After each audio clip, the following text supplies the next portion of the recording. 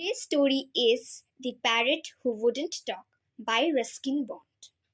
You are no beauty, can't talk, can't sing, can't dance. With these words, Aunt Ruby would taunt the unfortunate parakeet who glared morosely at everyone from his ornamental cage at one end of the long veranda of Granny's bungalow in North India. In those distant days, almost everyone, Indian or European, kept a pet parrot or a parakeet or lovebird. Sometimes these birds become great talkers, or rather mimics, and would learn to recite entire mantras or admonitions the children of the house, such as Paro Beta Paro, or for the benefit of boys, such as Don't be greedy, don't be greedy. These expressions were, of course, picked up by the parrot over a long period of time.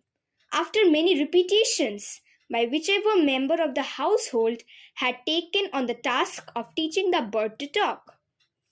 But our parrot refused to talk. He would be brought from Aunt Ruby from a bird catcher who would visit all the houses on our road, selling cage birds ranging from colorful bird terriers to the chirpy little munias and even common sparrows that had been dabbed with paint and passed off as some exotic species.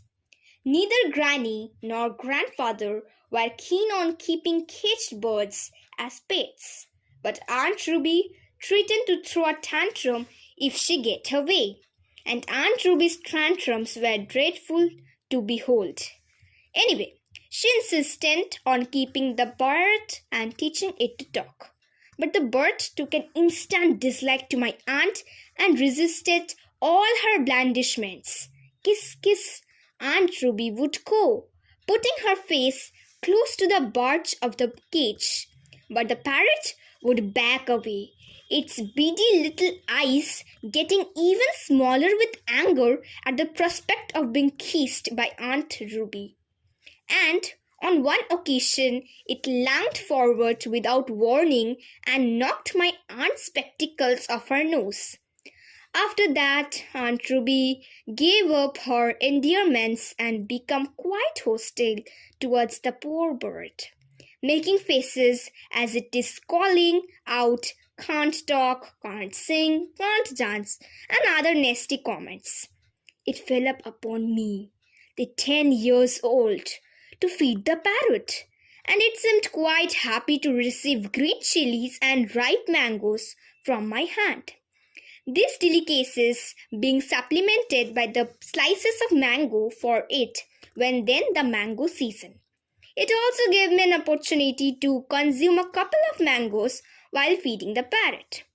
One afternoon, while everybody was indoors enjoying a siesta, I gave the parrot his lunch, then deliberately left the cage door open. Seconds later, the bird was winging its way to the freedom of the way mango orchard. At the same time, Grandfather came onto the veranda and remarked, I see your aunt's parrot has escaped. The door was quite loose, I said with a shrug. Well, I don't suppose we will see it again. Aunt Ruby was upset at first and threatened to buy another bird. We put her off by promising to buy a bowl of goldfish. But goldfish don't talk, she protested. Well, neither did your bird, said Grandfather. So we will get you a gramophone. You can listen to Clara Clock all day. Then she sings like a nightingale. I thought we would never see the parrot again, but it probably missed the green chilies because a few days later I found the bird sitting on the veranda railing, looking expectantly at me with its head cocked to one side. Unselfishly, I gave the parrot half of my mango. While the bird was enjoying the mango, Aunt Ruby emerged from her room and with a cry of surprise called out, Look, my parrot's come back. He must have missed me. With a loud squawk, the parrot flew out of her reach and perching on the nearest rose bush, glared at Aunt Ruby and shrieked at her face in my aunt's familiar tones. You are no beauty, can't talk, can't sing, can't dance. Aunt Ruby went ruby red and dashed indoors. But that wasn't the end of the affair. The parrot became a quite frequent visitor to the garden and veranda, and whenever it saw Aunt Ruby, it would call out, You are no beauty, can't talk, can't sing, can't dance. The parrot had learnt to talk after all. Thank